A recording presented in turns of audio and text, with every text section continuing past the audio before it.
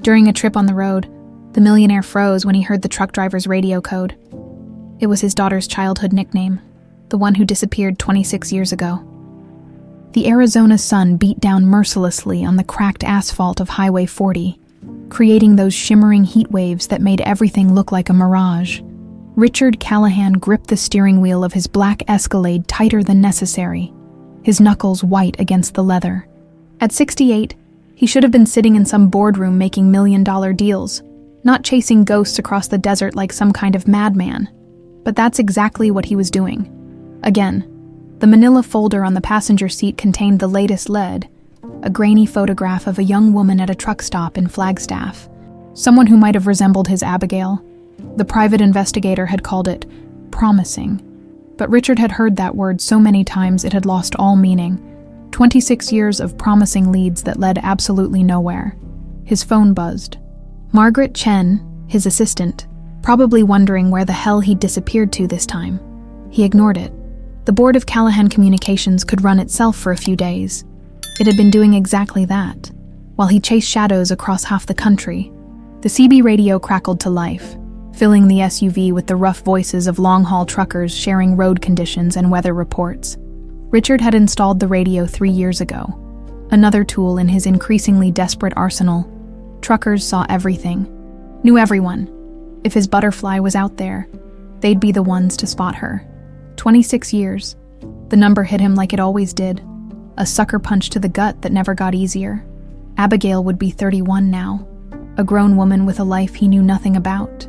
Assuming she was even still alive, the rational part of his mind, the part that had built a telecommunications empire from nothing, knew the odds. Missing children who vanished that young, who stayed gone that long, they usually stayed gone forever. But the rational part of his mind had died the day his 5-year-old daughter disappeared from their backyard during her birthday party. "Daddy, look, I'm a butterfly." Those were the last words she'd said to him, spinning around in her yellow sundress, showing off the butterfly face paint some clown had drawn on her cheek. She'd laughed and run toward the garden, chasing actual butterflies with that pure joy only kids possessed. 5 minutes later, she was gone.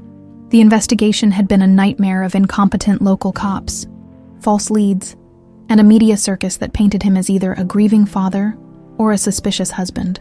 Depending on which channel you watched, Sarah, his wife, had blamed him for not watching Abigail closely enough. He'd blamed himself for the same thing. Their marriage hadn't survived the guilt and grief. Sarah died of cancer 8 years ago, taking with her the last person who truly remembered their little girl's laugh. Richard reached for the coffee cup in the center console, then thought better of it. His hands were already shaking enough without more caffeine. The desert stretched endlessly in every direction, a vast emptiness that matched the hollow feeling in his chest. How many miles had he driven over the years? How many false hopes had he followed into dead ends like this one? The CB crackled again, louder this time. A woman's voice cut through the static, strong and clear with just a hint of a southern accent. "Breaker 19, this is Blue Butterfly eastbound on I-40, looking for a 20 on that construction backup near Winslow." Richard's coffee cup slipped from his fingers, sending hot liquid splashing across his lap. The SUV swerved as his vision went white around the edges, his heart hammering so hard he thought it might explode. He yanked the wheel hard right, tires screaming as he fought to keep the vehicle on the road. Blue Butterfly. Nobody used that handle. Nobody could use that handle, because nobody else knew what it meant. It had been Sarah's pet name for Abigail, something private between the three of them, when Abigail was really little, maybe 3 years old. She'd had this birthmark on her shoulder blade that looked exactly like a butterfly. Sarah used to trace it with her finger at bedtime and whisper, "Sleep tight, my little blue butterfly." The radio crackled with responses from other truckers, but Richard heard none of it. His vision tunneled. His breathing came in short gasps. This wasn't possible. It was just some coincidence. Some cosmic joke the universe was playing on a broken old man who'd spent too many years chasing impossible dreams. But deep in his gut, in that place where a father's instincts lived, he knew, with trembling fingers. He grabbed the tab handset. His voice came out as a croak. "Blue Butterfly, this is... He couldn't think of a handle, couldn't think of anything except the roaring in his ears. "This is Richard. Could you repeat your 20? Silence stretched across the airwaves, then, "Sorry, partner. Didn't catch your handle clear. You said Richard?" "Yes." The word came out strangled. "Blue butterfly, Where are you headed?" Another pause when she spoke again. Her voice had turned cautious. "Who wants to know? You're not running a legal CB handle, friend." Richard's mind raced. He had to keep her talking. Had to figure out where she was. "I'm sorry. I'm new to this. Just trying to get road conditions. I'm eastbound too. About 20 miles west of Flagstaff." "Well, Richard, who's new to this? You might want to pick yourself a proper handle before you get back on the air. And next time, start with your 20 before asking for someone else's. Basic CB etiquette." The voice was moving away. The signal getting weaker. Richard pressed the accelerator to the floor, the Escalade's engine roaring as he flew past slower traffic. "Wait, Blue Butterfly, please, But the radio had gone quiet, except for the distant chatter of other truckers. She was gone, vanished back into the endless stream of 18-wheelers that flowed across the American highway system like blood through arteries. Richard pulled over at the next exit, hands shaking so badly he could barely turn the wheel. He sat in the parking lot of a dusty gas station, staring at the CB radio like it might spontaneously come back to life and give him the answers he'd been searching for since 1998. Blue butterfly. It couldn't be coincidence. The universe wasn't that cruel, was it? To dangle hope in front of him using the one phrase that could stop his heart. He pulled out his phone and dialed Marcus Webb, the private investigator who'd been working his case for the past 5 years. Marcus was expensive, discreet, and most importantly, he didn't think Richard was completely insane for continuing to search. "Webb, Marcus, it's Richard. I need you to run a trace on CB radio chatter. Eastbound I-40, handle Blue Butterfly, female voice, probably driving an 18-wheeler. A pause. "Richard, you know that's like finding a needle in a... I don't care what it takes or what it costs. Find her?" Richard ended the call and stared out at the desert horizon. Somewhere out there, his butterfly was flying down a ribbon of asphalt, carrying secrets she might not even know she possessed. After 26 years of searching, of following false leads and dead ends, of losing everything that mattered in his relentless quest for answers, he'd finally heard the echo of his past calling out across the airwaves. He wasn't giving up now, not when he was this close. The Escalade's engine roared back to life as Richard pulled onto the highway. Joining the endless parade of vehicles heading east, he had a butterfly to catch. The rumble of the Peterbilt's diesel engine was like a heartbeat beneath Abigail Callahan's boots as she downshifted through the winding mountain pass outside Flagstaff. She'd been driving 18-wheelers for 12 years now, and the rhythm of the road had become as natural as breathing. Gear changes, brake applications, the constant scan of mirrors. It was all muscle memory by now. Her CB handle crackled to life again. Another driver asking about road conditions ahead. She keyed the mic with practiced ease. "This is Blue Butterfly, I-40 eastbound. Clear sailing through the mountains. Boys, watch for that speed trap at mile marker 185. Blue Butterfly." She'd been using that handle since she first got her CDL at 19. Though she couldn't really explain why. It just felt right. Like putting on a favorite pair of jeans. Margaret had asked about it once, back when Abigail was still green and nervous about life on the road. "Where'd you come up with that handle?" "Honey," Margaret had said, sitting at their little kitchen table in Phoenix, worry lines creasing her weathered face. Abigail had shrugged, unable to put it into words. "Just sounds right, I guess. Like something I've always known." Margaret had gotten that look. The one she always got when Abigail mentioned anything that might be connected to her mysterious past. That quick flash of pain followed by forced brightness, like someone changing the channel on a TV show they didn't want to watch. Now, 12 years later, Abigail knew better than to push those conversations. Margaret Doyle had saved her life. Simple as that. Found her abandoned. That's how Margaret always put it. When Abigail was just a scared kid with no memory of anything before waking up in that Phoenix hospital. Whatever had happened before didn't matter. Margaret had given her a home, a name, and most importantly, the freedom to become whoever she wanted to be. And what she'd wanted to be was free. The highway stretched ahead like a promise. Endless asphalt disappearing into heat shimmer. Most people saw truck driving as lonely work, but Abigail found peace in the solitude. Out here, nobody cared about your past or your future, just whether you could handle your rig and deliver your load on time. It was honest work in a world that seemed increasingly dishonest. Her fingers automatically went to the thin gold chain around her neck. Feeling for the small butterfly pendant that hung there, it was the only thing she had from before, from whatever life she'd lived before Margaret found her. The butterfly was delicate, clearly expensive, with tiny blue stones that caught the light. Margaret claimed she'd been wearing it when they found her, though she'd always been vague about the details. Must have meant something to someone, Margaret would say whenever Abigail asked about it. Good thing to hold on to. So she had, through foster care paperwork and social worker visits, through learning to drive and getting her first apartment, through every mile of highway she'd traveled since, the butterfly was her anchor to a past she couldn't remember and a future she was still writing. Her phone buzzed on the dashboard mount.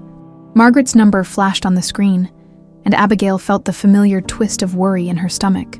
Margaret had been sick for months now, something she was trying to hide, but Abigail wasn't stupid.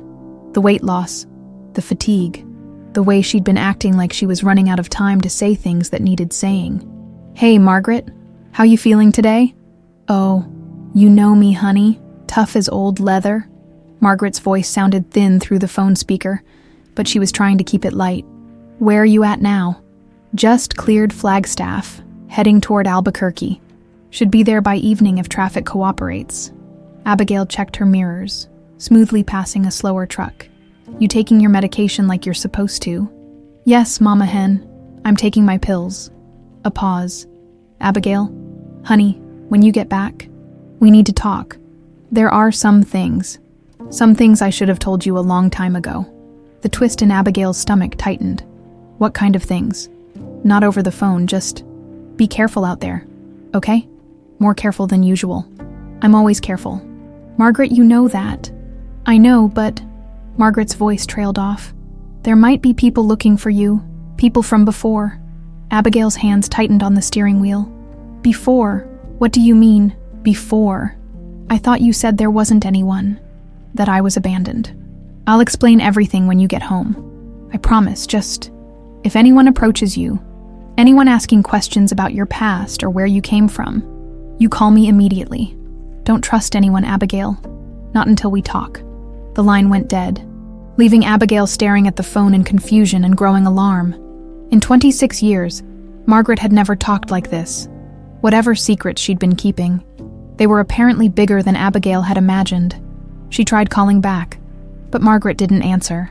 The CB crackled again. "Blue butterfly, you got your ears on?" "Go ahead," she replied, grateful for the distraction. "You might want to keep an eye on your back door. Got a black Escalade been pacing you for the last 10 miles? Could be nothing, but thought you should know." Abigail's eyes went immediately to her mirrors. Sure enough, there was a black SUV maintaining distance about a quarter-mile back, matching her speed exactly. Could be coincidence. Plenty of vehicles traveled the same routes. But after Margaret's cryptic warning, "Thanks for the heads up," she radioed back. "I'll keep an eye on him." She tried an experiment, slowing down slightly. The Escalade slowed too. She sped up, and it matched her pace again. Her mouth went dry. People from before. What the hell did that mean? And why now, after all these years? Abigail had always known there were gaps in her story, things that didn't quite add up. The expensive butterfly necklace didn't match the abandoned child narrative. Neither did the fact that she'd somehow known how to read and write when Margaret found her, or that she'd had nightmares for years about a man's voice singing lullabies she couldn't quite remember, but she'd learned not to push too hard for answers. Every time she'd tried, Margaret would get that haunted look, like she was staring at ghosts only she could see. The next exit was coming up, a truck stop where she usually grabbed dinner. She signaled and took the ramp, watching to see if the Escalade would follow. It didn't, continuing east on I-40, and she felt a moment of relief. Maybe she was being paranoid. Maybe Margaret's illness was making her say things that didn't make sense. Maybe the Escalade was just another traveler heading in the same direction. But as she parked her rig among the rows of other 18-wheelers, Abigail couldn't shake the feeling that something had changed. After 26 years of drifting through life like a ghost with no past, her past was finally coming to find her, She touched the butterfly pendant again, and for just a moment, she could swear she heard an echo of that voice from her dreams, gentle and sad, singing about blue butterflies and coming home. Richard had been tracking cub chatter for 3 days straight, and he was starting to feel like a man possessed. He'd pulled every string he had, called in every favor, and thrown enough money at the problem to buy a small country. Marcus Webb had mobilized a network of informants across the trucking industry, monitoring rest stops and way stations from Arizona to Texas, and it was working. Blue Butterfly had been spotted at a Flying J outside Albuquerque, then again at a pilot station in Amarillo. Always eastbound, always alone, always driving a blue Peterbilt with Texas plates. Richard had missed her by hours each time, but he was closing the gap. His phone buzzed as he pulled into a truck stop outside Oklahoma City. Marcus's voice was tight with excitement when he answered. "Richard, I've got something. Pulled the registration on that Peterbilt. Belongs to a Doyle, Phoenix address, female, 31 years old, CDL issued 12 years ago. A. Doyle, not Callahan. But that didn't matter. If she'd been raised by someone else, of course she'd have their name." Richard's hands were shaking again as he grabbed a pen. "What else?" "That's where it gets interesting. Before age 19, this woman basically doesn't exist. No school records, no medical history, nothing. Like she materialized out of thin air when she got her CDL. Richard's heart hammered against his ribs. A woman with no past, the right age, using a handle that should have died with Sarah. It had to be her. It had to be. Where is she now? Last ping was at a truck stop near Tulsa about 2 hours ago. If she's staying on I-40, she'll hit Arkansas by evening." Richard was already walking back to his Escalade. "Keep monitoring every station between here and Little Rock. And Marcus, nobody approaches her directly. If this is really her, she's been hiding for 26 years. She'll spook if we come on too strong." "Copy that, Richard. What if it's not her?" Richard paused with his hand on the door handle. He'd asked himself that question 1,000 times over the past 3 days. What if this was just another dead end? Another false hope that would leave him even more broken than before? "Then I'll deal with that when it happens," he said finally. "But if there's even a chance..." He ended the call and climbed into the SUV. The CB radio crackled with the usual chatter. Weather reports, speed traps, complaints about dispatch. He'd been listening so long he was starting to understand the truckers' language. Their coded conversations about everything from fuel prices to family problems. 2 hours later, he heard her voice again. "This is Blue Butterfly eastbound on I-40. Looking for a 20 on that accident near the Arkansas border." Richard grabbed the handset so fast he nearly dropped it. His voice came out steadier than he'd expected. "Blue Butterfly, this is Mockingbird. No reports of accidents ahead, but there's construction backup starting around mile marker 278. A pause. "Thanks, Mockingbird. Haven't heard your handle before. You new to this route?" "Yeah, still learning the ropes." Richard's mouth was cotton dry. He was talking to her, actually talking to his daughter. "Been driving long? Long enough to know when someone's fishing for information." Her voice had turned cautious. "You running with a company or independent?" Shit. He was screwing this up already. "Independent. Just trying to make conversation." "Well, Mockingbird, friendly advice. Most drivers don't like chatty newcomers asking personal questions. Might want to stick to road conditions and leave it at that." The radio went quiet. Richard stared at the handset, wondering if he'd blown his only chance to make contact. But 30 minutes later, her voice came back on the air, and he realized she was only about 10 miles ahead of him. He pressed the accelerator harder. Meanwhile, Abigail was getting more paranoid by the mile. The black Escalade had reappeared in her mirrors near Tulsa, maintaining that same careful distance. Whoever was driving it was good. They never got close enough for her to see the plates or the driver's face, but they never fell far enough behind to lose her either. And now this Mockingbird character on the radio. Something about his voice bothered her. Too smooth, too educated for a trucker, and way too interested in her personal business. She keyed the mic again. "Breaker 19. Anyone got eyes on a black Escalade eastbound around mile marker 285, asking for a friend. Blue Butterfly, this is Roadhog. Yeah, I see him. Been pacing traffic for the last hour. Want me to give him the NASCAR treatment?" Abigail almost smiled despite her anxiety. Roadhog was a good old boy from Alabama who drove like his hair was on fire and had zero patience for four-wheelers who didn't respect the road. The NASCAR treatment involved a coordinated effort by several truckers to box in the offending vehicle and force them to either speed up or slow down. Negative, Roadhog. Just keep an eye on him for me. Copy that, darlin'. You holler if you need us to have a conversation with him. The CB Brotherhood was one of the things Abigail loved most about trucking. Drivers looked out for each other, especially when someone was being followed or harassed. But as comforting as it was to know she had backup, the situation was escalating beyond anything she'd dealt with before. Her phone rang. Margaret's number. "Thank God," Abigail said, answering immediately. "Margaret, what the hell is going on? I've got someone following me, and I swear there's something weird about—" "Abigail, listen to me carefully." Margaret's voice was urgent, frightened. "You need to get off the interstate now. Find a truck stop with lots of people around and stay there until I can figure out what to do." "Figure out what to do?" "Margaret, you're scaring me. Who are these people?" "I can't explain over the phone. Just promise me you'll be careful. There are things about your past, about how I found you. Things I should have told you years ago." The line crackled with static. Margaret, you're breaking up." Nothing but dead air. Abigail stared at the phone, her mind racing. Margaret had found her as a child, taken her in when she had nowhere else to go. But what if "found" wasn't the right word? What if there was more to the story?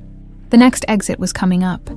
A major truck stop complex with restaurants, showers, and security cameras everywhere. Exactly the kind of place Margaret had told her to find. She signaled and took the ramp, watching her mirrors to see if the Escalade would follow. It didn't. Just like before, it continued on I-40 while she pulled into the truck stop. But this time, instead of relief, she felt a chill of recognition. Whoever was following her knew where she was going. They didn't need to tail her anymore because they'd figured out her pattern. As she parked her rig among the dozens of other 18-wheelers, Abigail caught sight of her reflection in the side mirror. The face looking back at her was tired, worried, and completely alone. For the first time in years, she wished she had someone to call besides Margaret. Someone who could help her make sense of what was happening. The butterfly pendant felt heavy against her chest as she climbed down from the cab. Somewhere behind her, probably not far away, people from her forgotten past were closing in. And Margaret, the only person who might have answers, was 3 states away and possibly dying. Abigail pulled her jacket tighter and headed for the truck stop's main building, where fluorescent lights and security cameras might keep the shadows at bay for a few more hours. Phoenix, Arizona.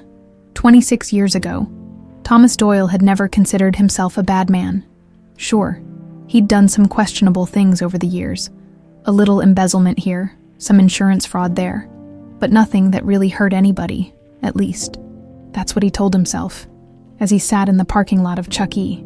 Cheese, watching a 5-year-old girl with blonde pigtails chase animatronic characters around the restaurant. The Callahan birthday party was in full swing. Through the windows, he could see Richard Callahan looking every inch the doting father, helping his daughter blow out candles on a princess cake. The man had everything: money, power, a beautiful family.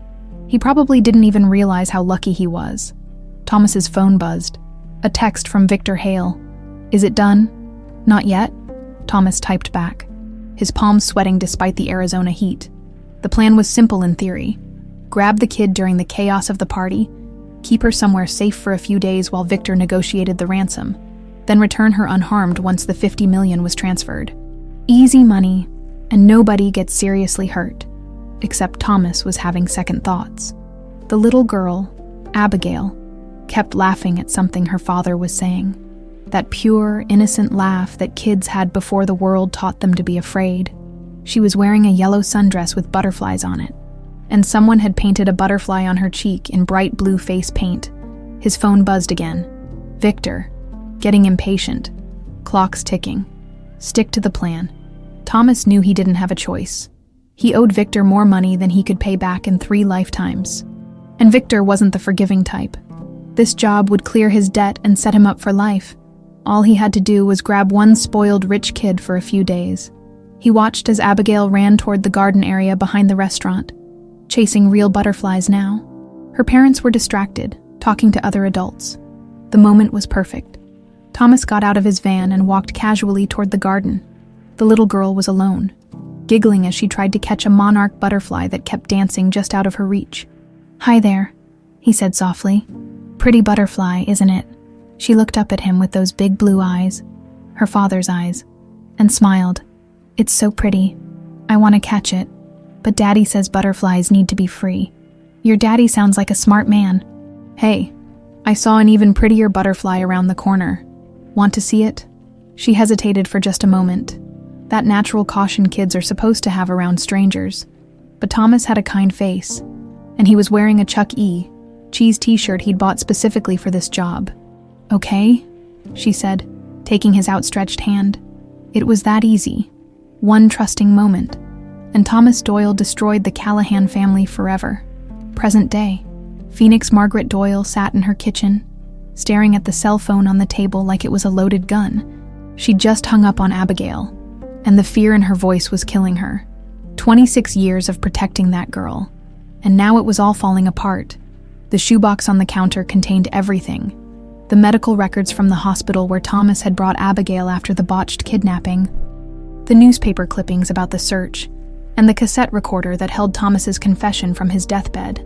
She should have destroyed it all years ago, should have taken the secrets to her grave and let Abigail live her life in peace. But she'd been weak, sentimental. Part of her had always hoped that someday she might be able to reunite the girl with her real father. If the circumstances were right, now Victor Hale's people were circling, and Margaret was running out of time. She picked up the cassette recorder with trembling fingers and pressed play. Thomas's voice filled the kitchen, weak and raspy from the lung cancer that would kill him 3 days later. "Maggie, I need you to know what really happened. With the Callahan girl, it wasn't supposed to go down like this." Margaret had heard the confession 100 times, but it still made her sick. Thomas explaining how Victor Hale had orchestrated the whole thing, how the plan was supposed to be simple. Take the girl, get the money, return her safely. But Victor had gotten paranoid about loose ends. He'd ordered Thomas to kill Abigail rather than risk her identifying him later. Thomas had refused. That's how Abigail ended up in the hospital where Margaret worked as a nurse, beaten and traumatized but alive. Thomas had told Victor the girl was dead, then begged Margaret to help him hide her. "I couldn't do it, Maggie. I looked at that little girl, saw how scared she was, and I just couldn't. But Victor, he's not going to let this go. If he finds out she's alive, he'll finish what I couldn't." Margaret had been faced with an impossible choice: turn in her own brother and send an innocent child back to a family that couldn't protect her, or help Thomas fake Abigail's death and raise her as her own. She'd chosen love over law, family over justice. For 3 weeks, she'd kept Abigail sedated in a private room, telling everyone the girl was a Jane Doe they'd found abandoned. She'd falsified records, destroyed evidence, and slowly nursed the child back to health, while feeding her a story about being an orphan with no memory of her past. The physical injuries had healed. The psychological ones ran deeper. Abigail had blocked out most of her memories from before the kidnapping. A mercy. Margaret had thought at the time.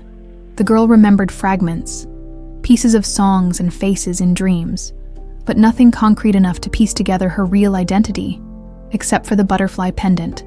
Abigail had been wearing it when Thomas brought her to the hospital, and she'd fought like a wildcat whenever anyone tried to take it away. So Margaret had let her keep it, the one tangible link to her stolen past. Victor thinks she's dead, but if he ever finds out different, promise me, Maggie. Promise me you'll protect her. Margaret had kept that promise for 26 years. She'd watched Abigail grow up strong and independent, watched her find her own way in the world without ever knowing the truth about where she came from. It had been the right choice, Margaret told herself. Abigail was happy, free, alive. What more could a mother ask for? But now Victor was sniffing around again. Margaret's sources at the hospital had told her that private investigators had been asking questions about old Jane Doe cases from the late 90s. Someone was getting close to the truth. Her phone rang, making her jump. The caller ID showed a number she didn't recognize, but when she answered, the voice was all too familiar. "Hello, Margaret." Victor Hale. Even after all these years, his voice made her blood run cold. "I don't know what you want, but, oh, I think you do, see. I've been hearing some interesting rumors lately. Stories about a truck driver who uses a very particular CB handle, blue butterfly. Now, where have I heard that before? Margaret's heart stopped. I don't know what you're talking about. Don't lie to me. Margaret, we both know what your brother did all those years ago. We both know what you helped him do. The question is, are you going to make this easy, or do I need to get creative? The line went dead. Margaret stared at the phone, her hands shaking so badly she could barely hold it. After 26 years, her worst nightmare was finally coming true. Victor knew Abigail was alive, and he was coming to finish what Thomas couldn't. She had to warn Richard Callahan, had to get the recording to someone who could use it to stop Victor. But first, she had to make sure Abigail was safe. Margaret picked up the phone and dialed her lawyer's number. It was time to tell the truth. All of it. Before Victor silenced her forever. Outside, a black sedan pulled up across the street. The driver didn't get out. Just sat there watching her house. Margaret closed the blinds and tried not to think about how much time she had left. The Mojave Desert stretched endlessly in every direction. A moonscape of Joshua trees and ancient rock formations that seemed to mock human ambitions. Richard had been following Abigail's trail for 2 days now. Always one step behind. Always missing her by hours. But Marcus had called with good news. She'd stopped at a rest area just outside Barstow, California. And for once, she wasn't moving. Richard's heart hammered as he pulled into the desert rest stop. It was one of those lonely places that existed purely for necessity. A few picnic tables, restrooms, and vending machines surrounded by nothing but sand and scrub brush. Perfect for a conversation that needed privacy. There she was. The blue Peterbilt sat alone in the truck parking area, engine ticking as it cooled. A woman in jeans and a denim jacket stood at one of the picnic tables, her back to him as she studied a road atlas spread across the weathered wood. Even from a distance, even after 26 years, Richard knew it was her. She had Sarah's posture, that slight tilt of the head when she was concentrating. Her hair was darker now, brown instead of the blonde pigtails he remembered, but it caught the desert sun the same way. She was tall for a woman, probably 5'8", with the lean build of someone who spent their life in physical work. His daughter, his butterfly. Richard sat in the Escalade for a full minute, gathering courage he'd thought he'd lost decades ago. How do you approach the child you failed to protect? How do you explain 26 years of searching, of obsession, of never giving up hope when hope seemed insane? Finally, he got out of the SUV and walked slowly toward the picnic area. His footsteps on the gravel seemed unnaturally loud in the desert silence. She looked up when he was still 20 feet away, and Richard felt the earth shift beneath his feet. Those were definitely Sarah's eyes, that particular shade of blue that reminded him of winter skies, but where Sarah's eyes had been warm and trusting. These were wary, calculating, the eyes of someone who'd learned not to trust strangers. "Can I help you?" she asked, her voice carrying that slight southern accent he'd heard on the CB radio. Her stance had shifted subtly, weight balanced on the balls of her feet, ready to run or fight if necessary. Richard's carefully rehearsed speech evaporated. He'd imagined this moment 1,000 times, but none of his fantasies had included the reality of her obvious suspicion. "Are you Abigail?" Her eyes narrowed. "Depends who's asking. You, the one who's been following me." "My name is Richard Callahan." He watched her face carefully, looking for any flicker of recognition. There was none. "I've been looking for you for a very long time. Look, mister, I don't know what kind of scam you're running, but you're my daughter." The words hung in the desert air like a heat mirage. Abigail stared at him for a long moment, then threw back her head and laughed. It wasn't a happy sound. "Your daughter, Jesus Christ, that's a new one. Let me guess. You're some rich guy with a guilty conscience, looking to buy your way into heaven by claiming you're related to some random truck driver. You were 5 years old when you were taken from our backyard during your birthday party." Richard pressed on, his voice steady despite the tremor in his hands. "You were wearing a yellow sundress with butterflies on it. Someone had painted a butterfly on your cheek in blue face paint." Abigail's laughter died abruptly. "Lucky guess. There are photos from that party all over the internet if you know where to look. Your mother used to call you her little blue butterfly because of the birthmark on your shoulder blade. It looked exactly like a butterfly, and Sarah would trace it with her finger at bedtime while she sang you lullabies." This time, Abigail took a step back, Her hand went instinctively to her shoulder, and Richard saw something flicker across her face. Not recognition, but confusion, fear. "You're insane," she said, but her voice had lost its conviction. "My mother died when I was born.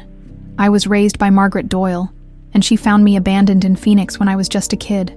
Margaret Doyle.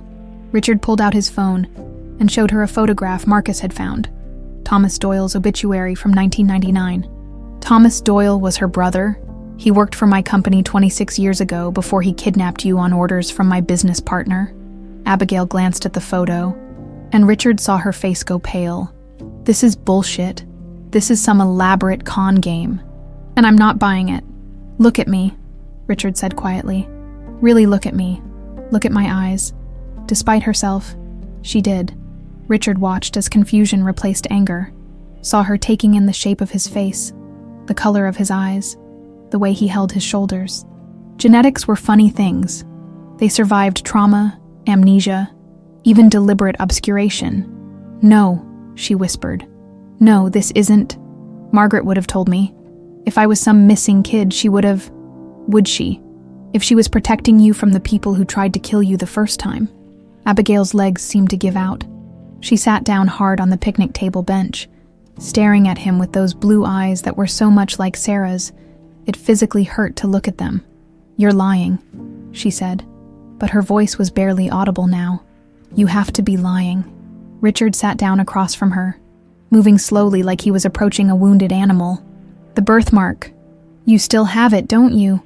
Or did you cover it up somehow?" Her hand went to her shoulder again, and this time Richard saw the truth in her face. She did still have it, but she'd hidden it. Why would someone hide a birthmark unless it connected them to something they were trying to forget? "It's a tattoo now," she said finally. "I had it covered when I was 18. I didn't like people asking about it." "What design did you choose?" "A butterfly." The words came out like a confession. "A blue butterfly." Richard's vision blurred with tears he'd been holding back for 26 years. "She knew," he whispered. Somehow, deep down, she still knew. "This isn't real," Abigail said, standing up abruptly. "This can't be real. Rich men don't spend decades looking for daughters they lost. They hire other people to do that. And when it doesn't work out, they move on with their lives. I never moved on." Richard stood too, his hands shaking. "I never stopped looking. I never stopped hoping. Every lead, every false alarm, every dead end. I followed them all because the alternative was accepting that you were gone forever." "But I am gone," she exploded. "Whoever you think I was, that little girl in the yellow dress, she died 26 years ago. I'm Abigail Doyle, truck driver, nobody special. I don't have a trust fund or a fancy education, or any of the things rich men's daughters are supposed to have. I've got calluses and a CDL and about $3,000 in my checking account. You have a father who never stopped loving you," Richard said quietly. "A father who would give up everything he owns just to hear you call him Dad one more time." Abigail stared at him for a long moment, tears streaming down her face now. Then she shook her head violently and walked toward her truck. "I can't do this," she said over her shoulder. "I don't know what kind of sick game this is, but I'm done playing. Abigail, wait." She climbed into the Peterbilt and fired up the engine. Through the windshield, Richard could see her wiping her eyes, trying to compose herself. The truck pulled out of the rest area with a roar of diesel exhaust, leaving Richard standing alone in the desert with nothing but the echo of his daughter's voice and the bitter taste of hope deferred once again.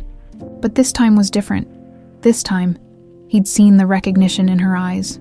The moment when genetics had whispered the truth despite 26 years of lies. She knew who she was now, even if she wasn't ready to accept it. Richard pulled out his phone and called Marcus. "She's heading east on I-40 again. Stay on her, but keep your distance. And Marcus, start digging into Margaret Doyle's background. I want to know everything about the woman who's been raising my daughter." Abigail drove through the night like a woman possessed, her hands white-knuckled on the steering wheel as the Peterbilt ate up mile after mile of empty highway. She'd bypassed her scheduled rest stops, ignored CB calls from other drivers, and pushed through exhaustion that made her eyes burn and her vision blur around the edges. She couldn't get Richard Callahan's face out of her head. Those eyes, God, those eyes. They were her eyes. The same unusual shade of blue that had made people comment her whole life. "You've got such striking eyes," they'd say. "Must run in the family." Except she'd never known what family they were talking about. Until now, her phone had been ringing every hour, Margaret's number flashing on the screen. Each time, Abigail let it go to voicemail. She wasn't ready for that conversation yet. Wasn't ready to hear Margaret's explanation for 26 years of lies. But by the time she crossed into New Mexico, exhaustion was winning the battle against adrenaline. She pulled into a truck stop outside Albuquerque, parked among the rows of sleeping 18-wheelers, and finally listened to her messages. The first few were typical Margaret, worried, maternal, asking Abigail to call her back. But the last one was different. Margaret's voice was weak, frightened, and Abigail could hear machines beeping in the background. "Honey, I'm in the hospital. Room 314 at Phoenix General. I need to see you. There are things I should have told you years ago. Please come home, Abigail. I'm running out of time." Abigail stared at the phone, her heart racing. Margaret was dying, had been dying for months, probably, while Abigail was too busy driving routes and avoiding difficult conversations to notice how bad things had gotten. She climbed down from the cab and started disconnecting her trailer. Whatever freight was supposed to be delivered in Dallas would have to wait. Some things were more important than schedules. Phoenix General Hospital, room 314. Margaret Doyle looked tiny in the hospital bed, dwarfed by machines and tubes that seemed to be the only things keeping her alive. Her skin had that waxy, translucent quality that came with terminal illness, and her breathing was labored despite the oxygen cannula under her nose. But her eyes were still sharp when Abigail walked into the room at 3 a.m. "You came," Margaret whispered, her voice barely audible above the beeping monitors. "Of course I came." Abigail pulled a chair close to the bed and took Margaret's hand. It felt fragile as bird bones. "How long have you been sick?" "Really sick. Not the version you've been telling me." "Couple of months. Pancreatic cancer. Not much they can do at this stage." Abigail felt tears stinging her eyes. "Why didn't you tell me? I would have come home sooner. Would have what? Watched me waste away, given up your life to play nurse to a dying old woman." Margaret squeezed her hand with what little strength she had left. "That's not what I wanted for you, honey. I wanted you to stay free, stay safe, for as long as possible." "Safe from what?" Abigail's voice was sharper than she'd intended. "From men in expensive suits who claim to be my father. From people who say I was kidnapped as a child. Margaret, I need you to tell me the truth. All of it." Margaret's eyes filled with tears. "I was hoping I'd never have to. Was hoping I could take it all to my grave and let you keep living your life in peace.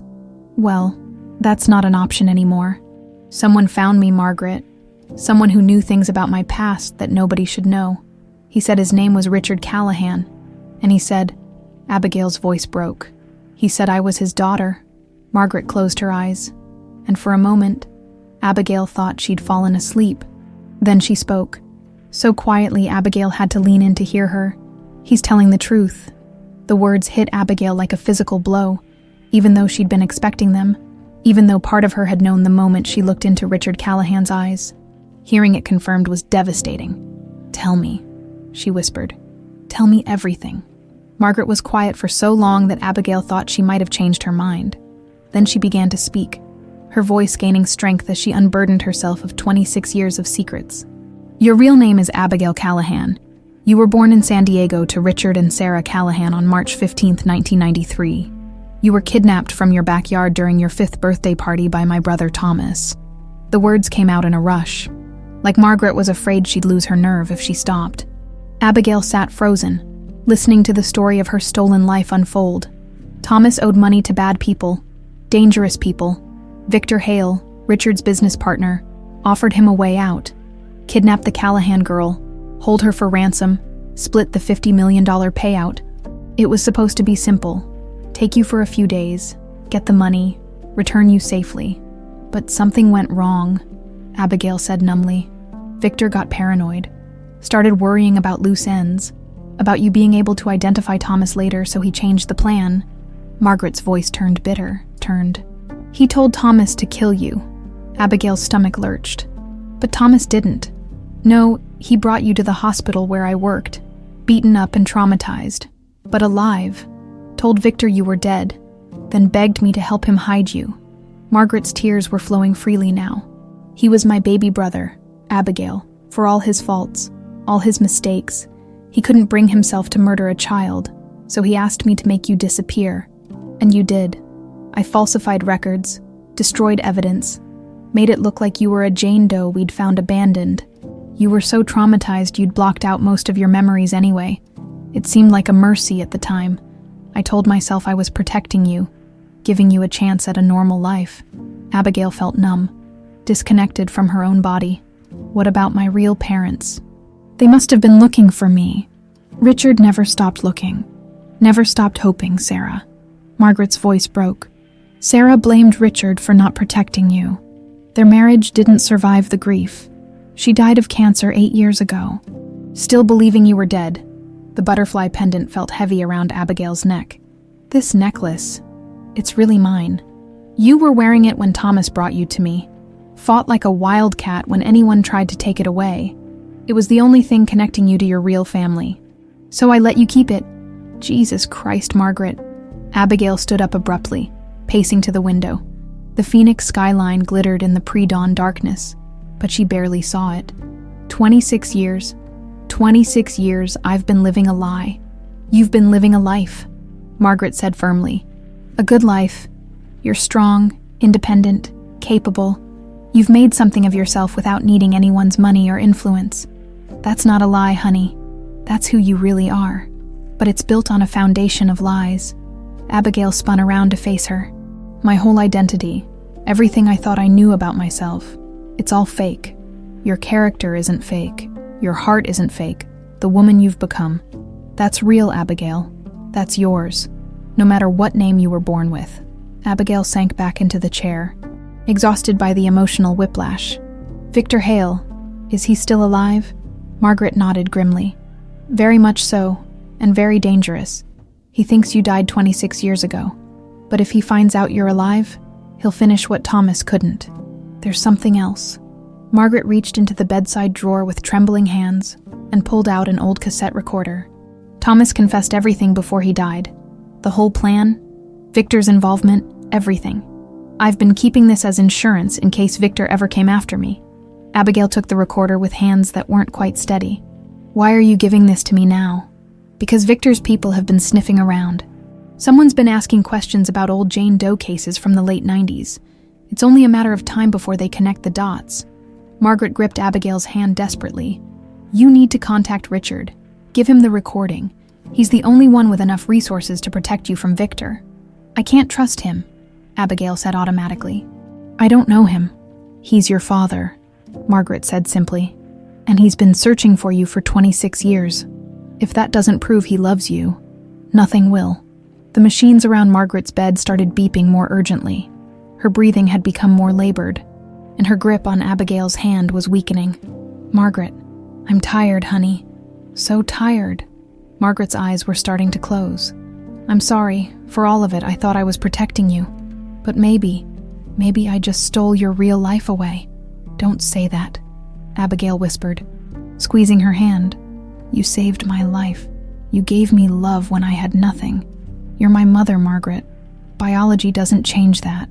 Margaret smiled, tears streaming down her cheeks. Take care of yourself, Butterfly. And maybe give that man a chance. He's been waiting a long time to meet the amazing woman his little girl became. The monitors flatlined at 6:47 a.m., and Margaret Doyle took her secrets and her guilt to the grave, leaving behind only the truth and a daughter who finally knew who she really was. Victor Hale's Scottsdale mansion perched on the mountainside like a vulture surveying its territory. From his home office, he could see most of Phoenix sprawling below, a concrete testament to the empire he'd built on Richard Callahan's bones for 26 years. He'd systematically stripped Callahan Communications of its most valuable assets, while Richard played detective across half the country. It had been almost too easy. But now Margaret Doyle was dead, and loose ends were starting to unravel. Victor poured himself 3 fingers of 30-year-old scotch and reviewed the file on his desk. Marcus Webb, private investigator, former FBI, clean record, expensive rates. The kind of man Richard would hire when money was no object and discretion was paramount. Webb's people had been asking very specific questions about Jane Doe cases from 1998, particularly young girls found abandoned or injured around Phoenix. It wouldn't take them long to make the connection between Margaret Doyle and the mysterious child she'd taken in around that time. His phone buzzed. A text from his head of security. Problem eliminated. No witnesses. Victor smiled grimly. Margaret Doyle had taken her secrets to the grave, but not before making a phone call to her lawyer. That loose end was now tied off permanently, along with any recordings or documents she might have left behind. But there was still the girl. Victor had spent considerable time and money over the years, making sure Abigail Callahan stayed dead in every database that mattered. Birth records, social security, medical files. They'd all been sanitized or destroyed. As far as the official world was concerned, the Callahan daughter had vanished completely on June 15, 1998, yet somehow she'd survived, grown up, become a truck driver of all things, using the name Doyle, and living under an identity that shouldn't have existed. His secure phone rang. The caller ID showed only a number, but Victor knew who it was. "Tell me you have good news, Rodriguez. We've located the target," came the heavily accented voice. "Phoenix General Hospital. She was visiting the Doyle woman before she died, and now, heading east on I-40. Driving alone. No security detail should be easy to intercept." Victor set down his scotch glass. "No, this needs to look accidental. A truck accident on a lonely stretch of highway. Mechanical failure, driver error, something plausible. That's more complicated. More expensive. I don't care what it costs. This woman cannot reach Richard Callahan alive. She's the only thing standing between me and complete control of his company." "Understood. What about Callahan himself? Our sources say he's been tracking her too." Victor considered this. Richard was a problem, but not an immediate one. The man was obsessed, tunnel-visioned, and completely focused on finding his daughter. He wouldn't see the bigger picture until it was too late. Leave Callahan for now. Let him find the wreckage. Let him grieve. A broken man makes poor business decisions, and I have a few more assets to acquire before I'm finished with him. Copy that. We'll make contact within the hour. Victor ended the call and walked to his floor-to-ceiling windows. Somewhere out there, Abigail Callahan was driving toward her death, probably thinking she was finally free of the past that had haunted her dreams for 26 years. She had no idea that the past was racing to catch up with her at 90 miles per hour. New Mexico. Interstate 40.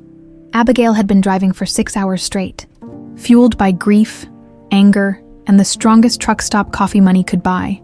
Margaret's funeral arrangements were handled.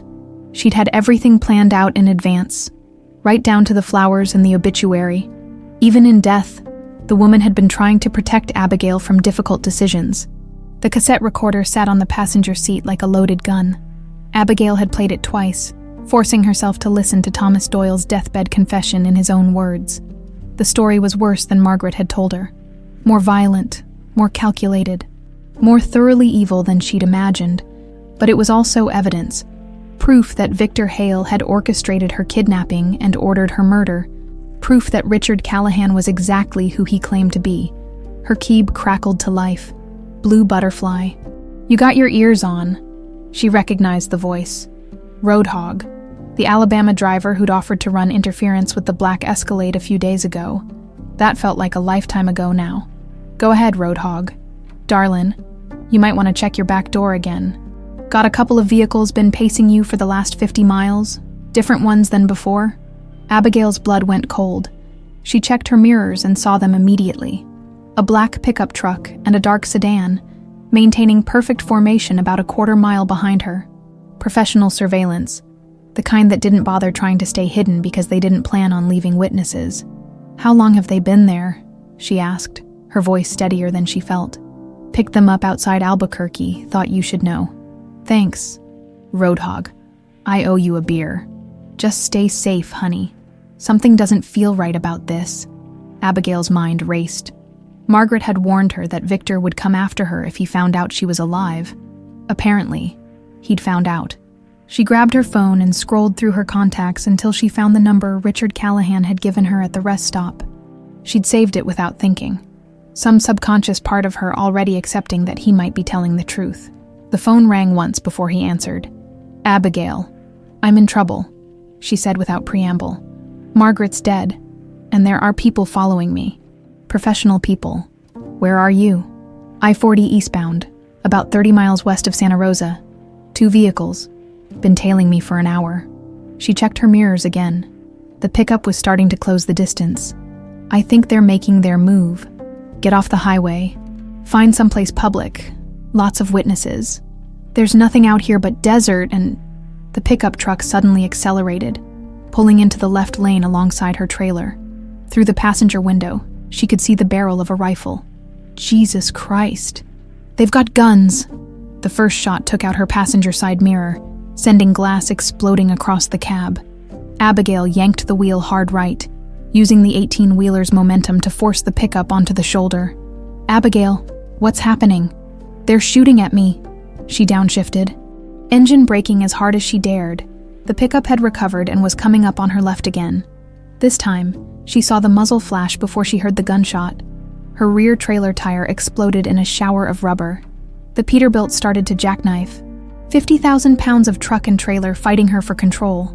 Abigail fought the wheel, using every trick she'd learned in 12 years of driving to keep the rig upright and moving.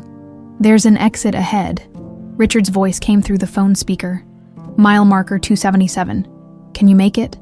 Abigail could see the exit sign in the distance, but the sedan was moving up now, trying to box her in from the right. "I don't think so. They're coordinating, trying to force me off the road." "Then don't let them. You're driving an 18-wheeler, Abigail.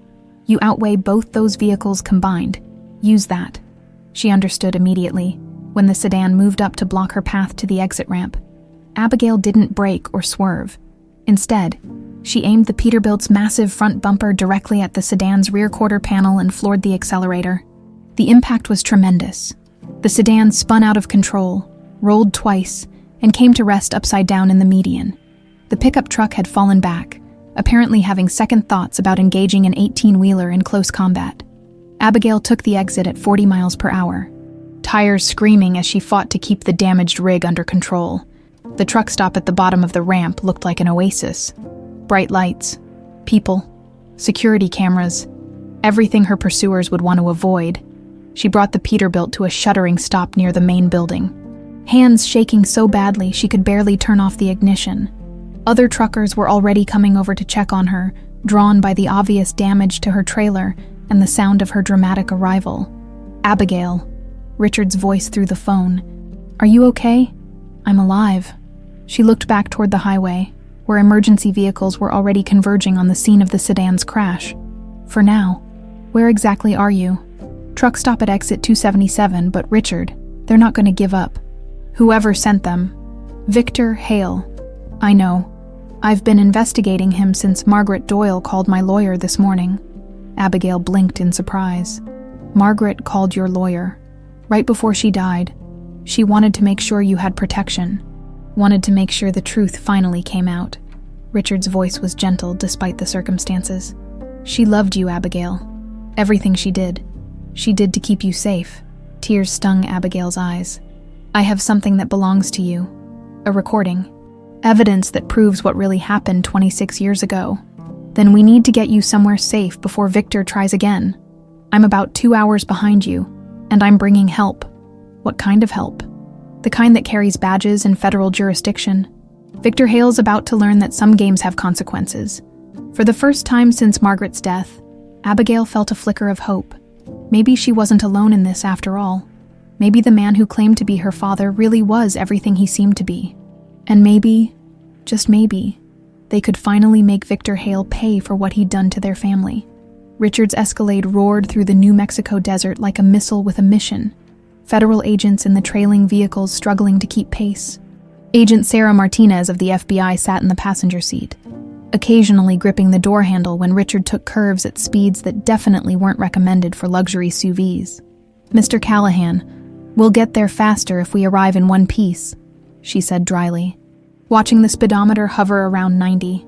"My daughter almost died an hour ago," Richard replied, eyes fixed on the road ahead. "Faster is the only speed that matters right now." Martinez had been skeptical when Richard first approached the bureau with his story. Missing children cases that were 26 years cold didn't typically generate much federal interest, especially when they involved wealthy businessmen who might be delusional from decades of false hope. But the evidence was compelling. Financial records showing Victor Hale had been systematically embezzling from Callahan Communications for years, phone records connecting him to known criminals, and now, attempted murder on a federal highway with multiple witnesses. "Tell me about Victor Hale," Martinez said, reviewing the file on her tablet. "How long have you known him?" 30 years. We started the company together right out of college." Richard's knuckles were white on the steering wheel. "I thought he was my best friend. I trusted him with everything. My business, my family, my life, and you had no idea he was stealing from you. I was distracted." The words came out bitter, self-recriminating. "After Abigail disappeared, I stopped paying attention to anything that wasn't related to finding her. Victor took advantage of that grief, used my obsession against me." Martinez made notes on her tablet. "The woman who raised your daughter, Margaret Doyle. She's Thomas Doyle's sister." "Yes, Thomas was Victor's muscle, the one who actually carried out the kidnapping. According to Margaret's lawyer, she has recordings of Thomas confessing the whole thing before he died. And your daughter has these recordings now." Richard nodded grimly. "Which makes her the only person who can connect Victor to the original crime. That's why he's trying to kill her." They crested a hill, and the truck stop came into view, a beacon of light in the desert darkness. Richard could see Abigail's damaged Peterbilt parked near the main building, surrounded by other truckers and what looked like local law enforcement. His heart clenched at the sight of his daughter standing next to her truck, gesturing animatedly as she talked to a state trooper. Even from a distance, even in the middle of a crisis, she looked strong and capable. Sarah would have been proud. Richard parked near the police cars, and Agent Martinez was out of the SUV before the engine stopped running. She immediately began coordinating with local law enforcement, flashing her federal credentials and taking control of the scene with the efficiency that made the FBI feared and respected. Richard walked more slowly toward Abigail, uncertain of his reception. She looked up as he approached, and for a moment, their eyes met across the space between them. Then she was walking toward him, and without thinking, Richard opened his arms. She didn't run into them. Abigail wasn't that kind of person. But she did step close enough that he could see the exhaustion and fear in her eyes, close enough that he could smell motor oil and coffee, and the distinctive scent of someone who'd been living on adrenaline for too long. "You came," she said simply. "Of course I came. You're my daughter." She studied his face for a long moment, and Richard felt like he was being evaluated by someone who'd learned not to trust easily. Whatever she saw must have satisfied her, because she nodded slightly. "The recording," she said, pulling the cassette player from her jacket pocket. "Margaret kept this for 26 years. She said it was insurance against Victor." Richard took the device with hands that weren't quite steady. "Have you listened to it?" "Twice. It's bad." "Richard, really bad. Thomas talks about everything. The plan, the money, Victor's order to kill me." Her voice broke slightly on the last words. "If Margaret hadn't saved me, but she did." Richard's voice was fierce with protective instinct. "She saved you, and now we're going to make sure Victor pays for what he did." Agent Martinez approached them, having finished her coordination with local law enforcement. "Ms. Doyle, I'm Agent Martinez, FBI. I understand you have evidence related to this case." Abigail handed over the cassette recorder without hesitation. "Thomas Doyle's deathbed confession, he admits to kidnapping me on Victor Hale's orders and describes how Victor later ordered him to kill me to eliminate witnesses." Martinez examined the recorder. "We'll need to authenticate this, but if it's genuine, it should be enough to bring federal charges, murder for hire, conspiracy, kidnapping across state lines.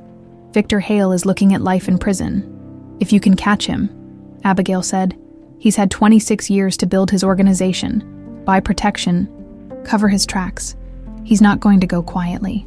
Which is why we need to get you somewhere safe," Richard said. "Victor's not going to stop trying until you're dead or he's in custody." "I'm not hiding," Abigail said firmly. "I've been running from the truth my whole life without even knowing it. I'm done running. This isn't about running. It's about staying alive long enough for justice to work." A new voice cut through their conversation. "I'm afraid justice is about to become a moot point." They turned to see a man in an expensive suit walking toward them from the parking lot. Flanked by two others who had the look of professional security, the speaker was tall, silver-haired, with the kind of confident bearing that came from decades of getting whatever he wanted. Victor Hale. "Hello, Richard," Victor said, his voice carrying the same warm charm that had fooled Richard for 30 years. "And you must be the famous Abigail Callahan. You're even prettier than your mother was." Agent Martinez was already reaching for her weapon, but Victor's men were faster. Suddenly there were guns everywhere, federal agents and local cops drawing down on Victor's security team, while innocent truckers dove for cover behind their rigs. Now, Victor said calmly, seemingly unconcerned by the dozen weapons pointed in his direction. "Let's all stay calm. I'm not here to start a war. I'm here to finish a conversation that's been going on for 26 years. Victor Hale." "You're under arrest," Martinez called out, her service weapon trained on his center mass. "Drop your weapons and get on the ground," Victor laughed, the sound carrying genuine amusement. "On what charges, Agent Martinez? I haven't broken any laws. I'm simply a concerned businessman trying to have a conversation with my business partner and his alleged daughter." "Alleged." Richard stepped forward, rage overriding caution. "You son of a bitch. You ordered her kidnapping. You tried to have her killed." "Prove it," Victor said simply. "Show me evidence that would stand up in court. Hearsay from a dead criminal. A recording made by his sister who had every reason to lie to protect herself. Good luck making that stick." Abigail moved to stand beside Richard, and he felt a surge of pride at her courage. She wasn't cowering or hiding. She was facing down the man who'd stolen her childhood with her chin up and her shoulders squared. "You made one mistake, Victor," she said quietly. "You let me live, and now I'm going to spend the rest of my life making sure you pay for what you did to my family." "Your family?" Victor's smile was predatory. "You mean the truck stop trash who raised you? Or the obsessed businessman who let his little girl get snatched from his own backyard?" Richard started forward, but Abigail caught his arm. "Don't," she said quietly. "He's trying to provoke you. Don't give him the satisfaction." Victor's eyes shifted between them, and Richard saw something that might have been disappointment. How touching, father and daughter, united at last. "It's almost enough to make me regret having to kill you both." "That sounds like a threat," Martinez said, her weapon still trained on Victor. "I think that gives us probable cause." "What you have," Victor said, "is a Mexican standoff in the middle of nowhere, with my people in excellent positions and your backup 20 minutes away. I suggest we negotiate." For a tense moment, nobody moved. Then Abigail stepped forward, directly into the line of fire between the two groups. "What do you want, Victor?" Richard's heart stopped. "Abigail, get back." "No." Her voice carried the authority of someone who'd spent years managing dangerous situations on the highway. "He didn't come here to start a gunfight. He came here to make a deal, so let's hear it." Victor smiled, and Richard saw the calculation behind his eyes. After 26 years, the hunter had finally cornered his prey. The question was whether they'd all survive what came next. The desert night air crackled with tension as Victor Hale surveyed the standoff he'd orchestrated, weapons drawn on all sides, federal agents outnumbered but well-positioned, local cops trying to figure out how a simple truck stop had turned into a war zone. "Here's my offer," Victor said, his voice carrying the smooth confidence of a man who'd been manipulating people for 3 decades. "Richard signs over his remaining shares in Callahan Communications, and I let everyone walk away from this. Simple business transaction." "You're insane," Richard said. "Even if I wanted to, I can't sign legal documents at gunpoint." "Oh, but you can. I have a notary in the car, very understanding about working conditions, and the contracts are already drawn up. I've been optimistic about tonight's outcome." Agent Martinez kept her weapon trained on Victor. "This is extortion, conspiracy, and about 6 other federal crimes. You're digging your grave deeper with every word. Agent Martinez, you're thinking like a law enforcement officer instead of a pragmatist." Victor's smile never wavered. "Your backup is still 15 minutes out. My people have excellent sight lines and no compunction about collateral damage. Do you really want to explain to your superiors why you turned a negotiation into a massacre?" Abigail stood in the center of the circle, and Richard could see her mind working. She'd spent 12 years navigating dangerous situations on the highway, learning to read people and circumstances with the kind of clarity that kept truckers alive. Whatever she was planning, he prayed it wouldn't get her killed. "What about me?" she asked Victor. "Where do I fit into your business transaction?" "You don't. Once Richard signs, you become irrelevant, a truck driver with a fanciful story and no proof. But the recording will disappear along with anyone who's heard it." Victor's mask slipped slightly, showing the cold calculation underneath. "You should have stayed hidden, little butterfly. Some secrets are meant to stay buried." The nickname hit Richard like a physical blow. Only family had ever called her that. Only people who loved her. Hearing it from Victor's lips felt like a desecration. "Don't call her that," Richard said quietly. "What? Butterfly? But that's what she is, isn't it? A beautiful creature who fluttered too close to the flame." Victor's eyes fixed on Abigail with predatory interest. "Did you know your father used to talk about you constantly? How smart you were. How brave. How you were going to change the world someday. It was quite touching, really. Almost made me regret what had to be done." Abigail's jaw tightened. "Almost. Business is business, my dear. Nothing personal." "Nothing personal." Richard's voice rose. "You destroyed my family. You stole my company. You tried to have my daughter murdered. I built an empire while you chased ghosts across the desert." Victor snapped, his composure finally cracking. "Callahan Communications was dying under your leadership. Your obsession was killing the company, driving away investors, destroying everything we'd built together. So you decided to take it for yourself. I decided to save it from you." The argument gave Abigail the opening she'd been waiting for, while Victor's attention was focused on Richard. She moved with the fluid grace of someone who'd spent years maneuvering 18-wheelers through impossible spaces. 3 quick steps brought her within arm's reach of Victor, and before anyone could react, she had the small pistol from his shoulder holster pressed against his temple. "Tell your men to lower their weapons," she said quietly. Victor's eyes widened in surprise, then narrowed with something like respect. "Very good. I can see where you get your survival instincts. Now." Victor raised his hand slightly, and his security team reluctantly lowered their guns. Agent Martinez and the other federal agents maintained their positions, but the immediate tension eased by several degrees. "You can't hold me here forever," Victor said. "Eventually, you'll have to let me go, and when I do, you'll be in federal custody," Abigail finished. "Agent Martinez, I believe you have enough probable cause now." Martinez moved forward with handcuffs. "Victor Hale, you're under arrest for conspiracy, extortion, and threatening federal officers." But Victor wasn't finished, as Martinez reached for him. He twisted away from Abigail's gun and shouted, "Rodriguez, now!" The shot came from the darkness beyond the truck stop's lights, a high-powered rifle that punched through the air. Where Abigail's head had been a split second before, she'd heard the whisper of displaced air and dropped instinctively, 26 years of suppressed memories suddenly flooding back. "Daddy, look. I'm a butterfly. Get down, Abigail. Stay down. Don't hurt her. Please. She's just a baby." The memories hit her like a physical blow, but training kicked in faster than trauma. She rolled behind the nearest truck tire as more shots rang out, federal agents returning fire toward the muzzle flashes in the desert. Richard threw himself toward her, covering her body with his own as bullets sparked off metal and shattered glass around them. "Are you hit?" "No, but..." Another shot, closer this time. "We need to move." "The building," Agent Martinez called out from behind a police cruiser. "Get to the main building." They ran in a crouch, Richard's hand on Abigail's back as they zigzagged between parked vehicles.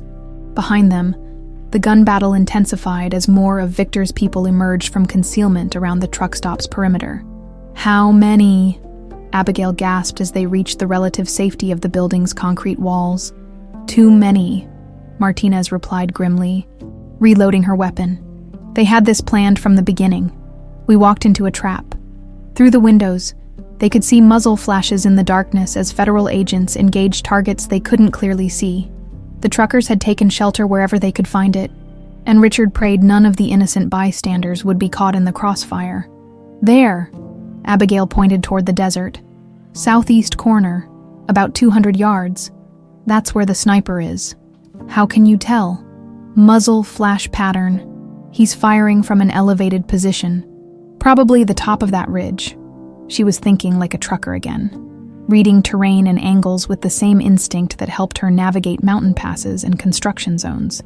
Martinez spoke into her radio, coordinating the federal response. But Victor's people had chosen their battlefield well. Open ground with excellent sightlines and multiple escape routes. Another bullet shattered the window above their heads, raining glass down on them. Richard pulled Abigail closer, feeling her heartbeat rapid against his chest. After 26 years of searching, he'd found his daughter only to lose her in a desert gunfight. "Richard," she said quietly, her voice barely audible over the gunfire. "What?" I remember everything now." Tears were streaming down her face, but her voice was steady. "The party, the butterflies, the yellow dress, you singing to me at bedtime?" Richard's throat tightened. "The lullaby? Blue butterfly. Fly away home. Your house is on fire. Your children are gone." Her voice broke on the last words. "You used to change the ending. Make it happy. You said butterflies always find their way home." "They do," Richard whispered, holding her tighter as another volley of shots rattled the building. "They always do." Outside, the gunfire was slowing as federal reinforcements arrived, their sirens wailing across the desert. But Victor Hale was nowhere to be seen, having disappeared into the darkness like the predator he'd always been. The battle was over, but the war was just beginning, and for the first time in 26 years, Richard and Abigail would face it together. 6 months later, Federal Courthouse, Phoenix. Victor Hale sat at the defendant's table in his orange jumpsuit, a far cry from the expensive suits that had been his armor for 3 decades.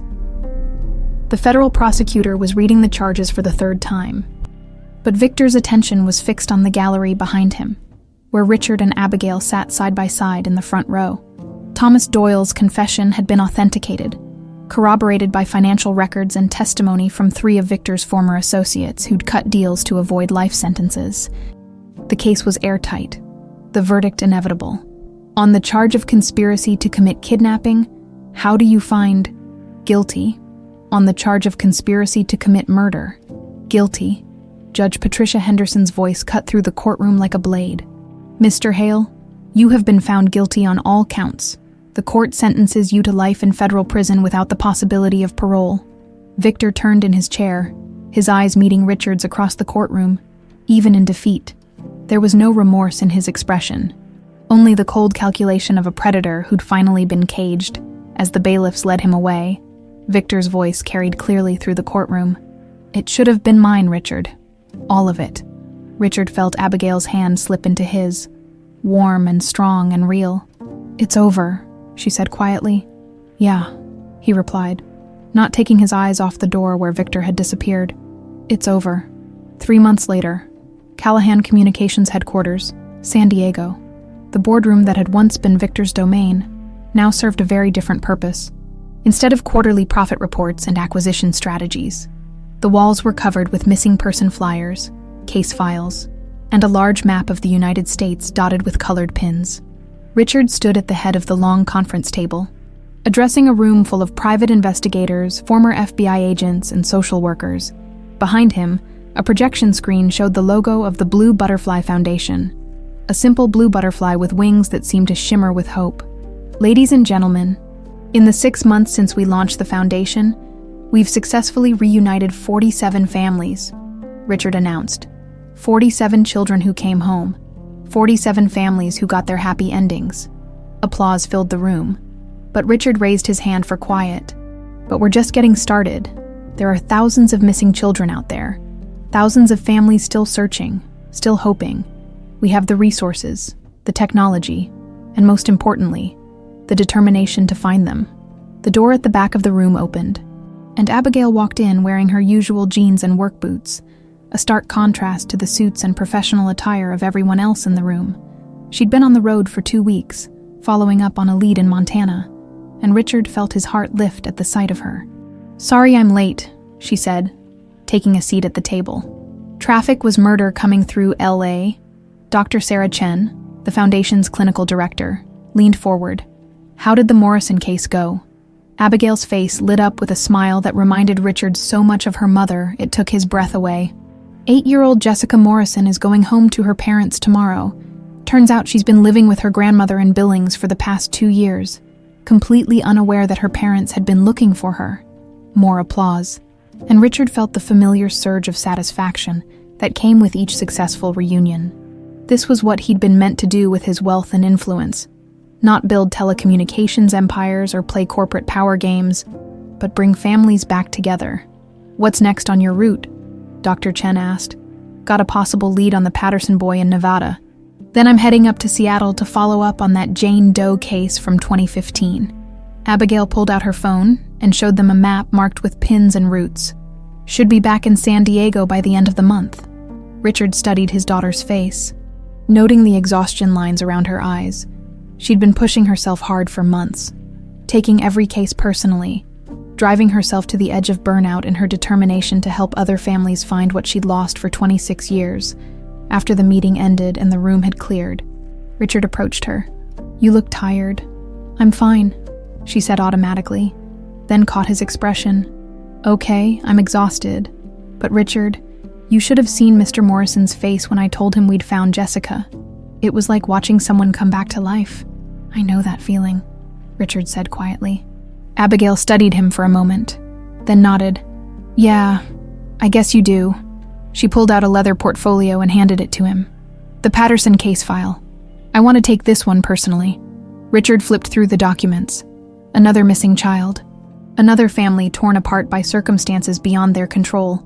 The boy had been missing for 3 years, last seen at a shopping mall in Reno. "What makes this one special?" he asked. "The father reminds me of you. Obsessed, desperate, spending everything he has to find his son. His wife left him last year. Said she couldn't handle his unhealthy fixation anymore." Richard winced. The parallels to his own story were unmistakable. "I want to find that kid," Abigail continued. "I want to give that father what you never gave up hope of having." "And what's that?" "A second chance." 2 weeks later, Highway 50. Nevada Abigail's new truck. A gleaming blue Peterbilt with blue butterfly foundation painted on the sides, hummed steadily through the Nevada desert. The CB radio crackled with the familiar chatter of long-haul truckers, but now her handle meant something different to the people who heard it. "Blue Butterfly, this is Roadhog. You got your ears on." She smiled and keyed the mic. "Go ahead, Roadhog. Just wanted to let you know there's been some chatter about a kid matching that description you put out. Truck stop in Elko. Somebody saw a boy who looked like your Patterson kid." Abigail's pulse quickened. "How recent?" "Yesterday evening. Might be worth a look-see." "Thanks, Roadhog. I owe you another beer." "Honey, you've reunited more families than I can count. I owe you a whole damn brewery." As she changed course toward Elko, Abigail thought about the conversation she'd had with Richard the night before. He'd offered to come with her, to share the burden of the search, but she'd declined. Some things she needed to do alone. The truck stop in Elko was typical of 1,000 others across the American highway system. Fuel pumps, a convenience store, a restaurant that served coffee strong enough to wake the dead. But to Abigail, it represented possibility, hope, the chance that another family might get their happy ending. She parked the rig and walked into the store, Patterson's photograph in her hand. The clerk behind the counter was a middle-aged woman with kind eyes and the weary look of someone who'd seen everything the road had to offer. "Excuse me," Abigail said, showing her the photo. "Have you seen this boy? He would have been traveling with an adult, probably in the last day or two." The woman studied the photograph, then nodded slowly. "Yeah, I think so. Kid was with his grandfather. Said they were heading to California. Grandfather was real nervous, kept looking over his shoulder like he was expecting trouble." Abigail's heart raced. "Which direction did they go?" "West on I-80, but honey, that was yesterday morning. They could be anywhere by now." Abigail was already heading for the door. Thank you so much." Back in the truck, she called Richard while plotting her course on the GPS. "I found him, the Patterson boy. They're heading west on I-80, probably toward California." "Are you sure?" "Positive ID from a witness. I'm in pursuit now." "Abigail, be careful if this is a custody situation." "It's not. The grandfather doesn't have legal custody, and the parents never gave permission for him to take the boy. This is an abduction." She ended the call and reached for the CB handset. "Breaker 19. This is Blue Butterfly. I need all available drivers to be on the lookout for a silver Honda Pilot. Nevada plates. occupied by an elderly male and a young boy. This is a missing child situation. The response was immediate and overwhelming. Truckers across 3 states started coordinating, sharing information, creating an invisible net that stretched across hundreds of miles of highway. 30 minutes later, her radio crackled. "Blue Butterfly, this is Ghost Rider. I got eyes on your Honda Pilot. Westbound I-80 near Fernley, want me to pace him? Negative. Just maintain visual and update me on his 20. I'm contacting law enforcement." As she coordinated with the Nevada State Police, Abigail thought about the phone call she'd make to Daniel Patterson when this was over. The call that would change his life, give him back his son, prove that hope was never wasted and love never gave up.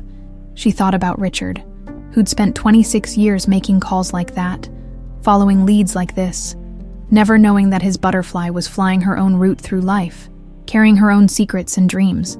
And she thought about the thousands of other families still out there, still searching, still hoping. The Blue Butterfly Foundation would find them, one by one, mile by mile. They'd bring the lost children home. Because some butterflies never stop flying until they find their way back to where they belong. 3 hours later, Daniel Patterson held his son for the first time in 3 years, and Abigail watched from a distance as another family discovered that miracles sometimes traveled on 18 wheels and carried seed handles that promised hope to anyone brave enough to believe.